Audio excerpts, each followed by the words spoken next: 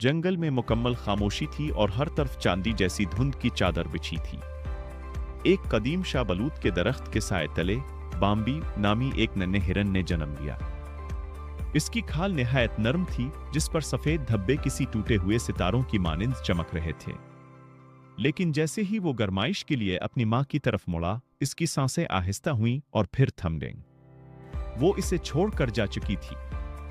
पहली रात वो जंगल जो लम्हों पहले खूबसूरत लग रहा था, अचानक सर्द और खौफनाक महसूस होने लगा। तेज बारिश शुरू हो गई जिसने बाम्बी की बारीक खाल को भिगो दिया। इसे नहीं मालूम था कि पनाह कहाँ लेनी है या झाड़ियों से आने वाली डोनी आवाजें क्या थीं। इसने अपनी जिंदगी की पहली रात एक पुराने लकड़ी के तने के पीछे थरथराते हुए गुजारी। इसकी बड़ी बड़ी आंखें आंसुओं से भरी थीं और वो अपनी मां को पुकार रहा था, जो अब कभी जवाब नहीं दे सकती थी। दिन गुजरते गए। भूख इसकी पहली उस्ताद बनी। इसने गुलहरियों और परिंदों को देखकर सीखा कि कौन से फल खाने के काबिल हैं और सबसे मीठी घास कहाँ उगती है। इसने हुआ की ज़बान ई सीखी, यानी हुआ सुन कर यह पता लगाना कि कहीं करीब कोई भूखा भेड़िया या जंगली बली तो नहीं। एक शाम एक शिकारी की नजर इस पर पड़ गई। बाम्बी का दिल ढोल की तरह धड़कने लगा।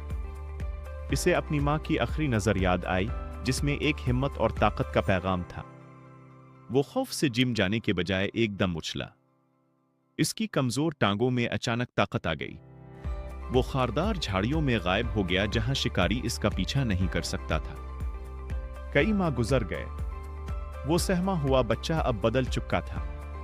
अब वो सिर्फ एक जिंदा बच जाने वाला जानवर नहीं था, बल्कि वो जंगल का एक अहम हिस्सा बन गया था। वो एक बुलंद चट्टान पर खड़ा हुआ जहां सूरज की रोशनी इसके बढ़ते हुए सींगों पर चमक रही थी। वो अकेला तो था मगर तन्हा नहीं। पत्तों की हर सरसराहट में इसे अपनी मां की सरगोशी सुनाई देती। तुम दौड़ने के लिए पैदा हुए हो और तुम रहनुमाई करने के लिए पैदा हुए हो।